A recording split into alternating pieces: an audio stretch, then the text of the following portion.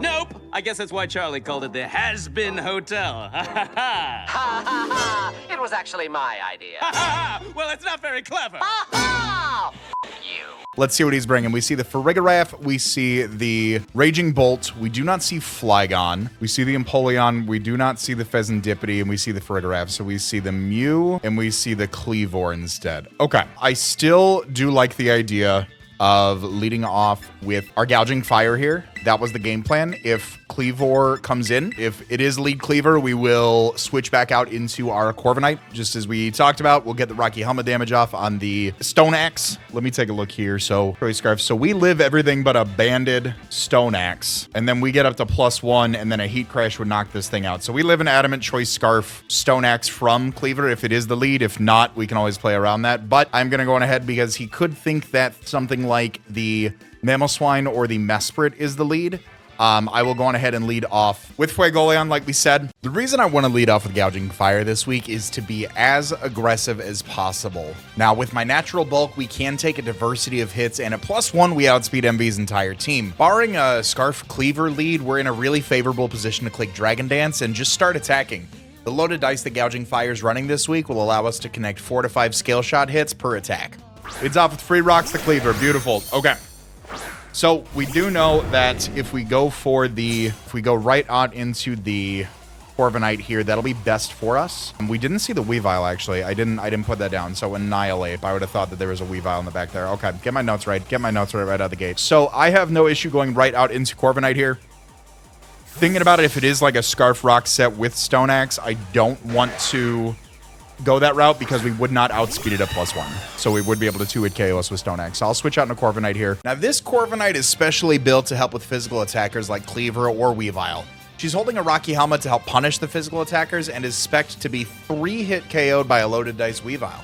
We'll get the pressure. He'll go for the Stone Axe here. Goes for Tailwind. Ooh, even more terrifying than I had originally thought. Okay, so Corviknight against this thing. I certainly don't mind going for a U-turn here. You could just go for a Stone Axe just to get those rocks up. I think best bet overall is to just U-turn out. Goes for the Stone Axe. Okay, so the rocks are going to go up. I did about 35%, so he's max attack Jolly.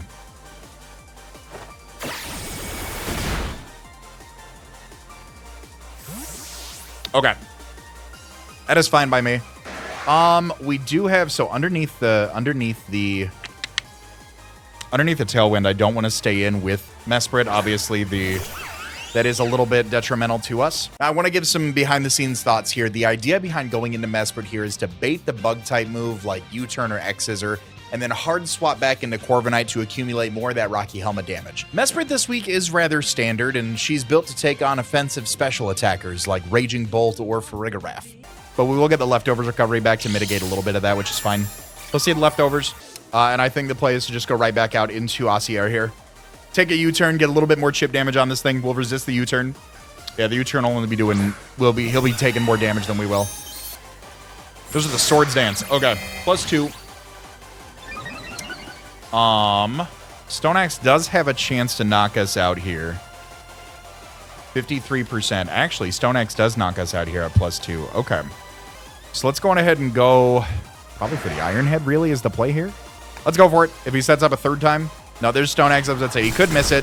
We'll get another Stone Axe off on him. Now, it's really important to note that these next few moments, I don't see that the Tailwind peters out. And I continue to play these next few turns under the assumption that Tailwind is still up and that I have to stall it out in front of a +2 Cleaver. As always, hindsight is 20/20, and I didn't even realize this misplay until editing the video in post-production. Cleaver, KOs, Corviknight with Stone Axe. Okay, that is fine by me. Tailwind is still up, unfortunately, but I wonder if Electrode would be faster than this thing under Tailwind. And I can maybe threaten him out. Yeah, under the Tailwind, even Electrode doesn't want to take that here. Okay, what is my best bet to take this? Really just stall out this Tailwind, I think, is where my head's at here. So we'll go on to Mesprit. We'll just have to play a little bit more aggressively once the Tailwind goes down. I'll go for my own rocks here just in case. There's the X-Scissor. That'll knock me out here. Cleaver's just a monster. Cleaver KOs Mesprit with X-Scissor. One more turn of Tailwind left. Is that what we're dealing with here? Nothing really wants that. Yeah, Stone Axe doing 126 to 149 at Primarina. Like, we could go into that and try to go for a Sing. I do like the Primarina endgame, though, if we can go for it. But I think I need something that immediately outspeeds, and unfortunately, I don't have that right now. At 295, actually nothing outspeeds, so we need to actually go for a miss. We need Electrode to come in and do something. Let's go into Lolopechka here. Let's see if we can dodge a Stone Axe and go for a Sing, maybe get our Blunder policy off. With Primarina hitting the field and the viewers at home scratching their heads at 4 new Pokemon that are coming to play this week, I think now's as good a time as any to mention that there were some free agent transactions made between weeks 2 and 3.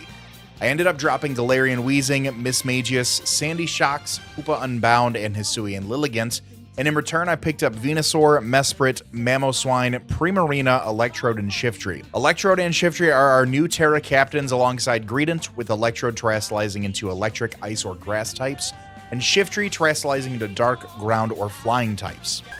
Goes for Stone Axe, KOs us, alright. Cleaver just came in and it was like the perfect counter to our team. Okay, there can't be that many turns left, right? There can't be that many turns left.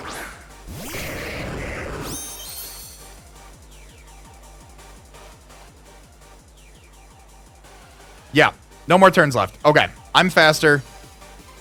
I'll go for a Thunderbolt here. Electrode is my speed of choice this week, running heavy duty boots, Terra Ice, with enough speed to outpace Emvee's entire team. Bolt Beam coverage goes crazy here, especially when there's not much coverage Electrode gets ordinarily. Taunt is really nice to shut down any setup mons like Raging Bolt or Annihilape. We're modest. Let's knock this thing out. Tailwind might have gone out when I was going into Primarina there. That was on me. All right. Electrode, KOs, Cleavor. Zeus is mad. Okay. I do want to taunt this thing to prevent it from going for Calm Minds here. I don't want any of that. It could just go for a Draco Meteor, Dragon Pulse, something along those lines. Those are the Dragon Pulse. Okay. That is doing a little over half.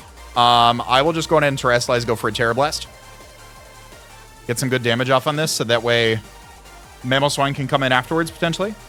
Either Mamoswine or Gouging Fire. We'll just have to see if one of them can break through as much as they can, you know?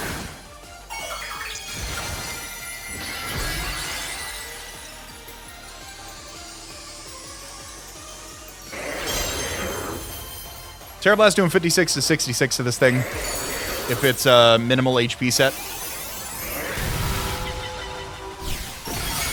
Oh, that did a lot. Is that Assault Vest? There's the Discharge as well. Okay. I like that. I like that. Predicted me to Terrestrialize there. Mamoswine? Mamoswine time? Maybe? Now, Mamoswine has some potential here, rocking the loaded dice to maximize our Icicle Spear hits. We are also running Trailblaze to boost our speed by 1 stage, carrying Earthquake as a hard-hitting move, and Knockoff in order to remove any items from Emvee's remaining team. Raging Bolt. Got like an Assault Vest or something. We're going to take the Rocks damage there. So the Icicle Spear doing 94 to 112 to this thing. What's a Draco Meteor doing to me right now? Way too much. Way too much. So I think it is the Icicle Spear having the better chance to go for that there. Let's go for that. I'd love to go for a Trailblaze here, but a Draco Meteor just knocks me out. All right. We should be able to knock this thing out.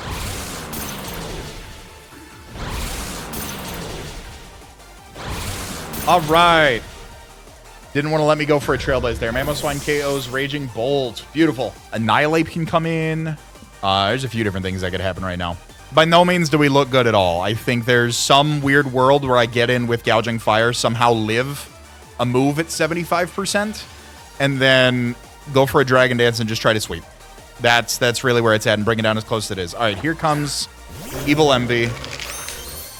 Okay, that is fine by me.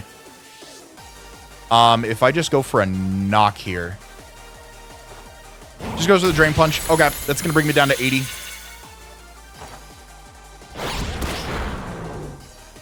Good damage. We knock off the Utility Umbrella. Okay.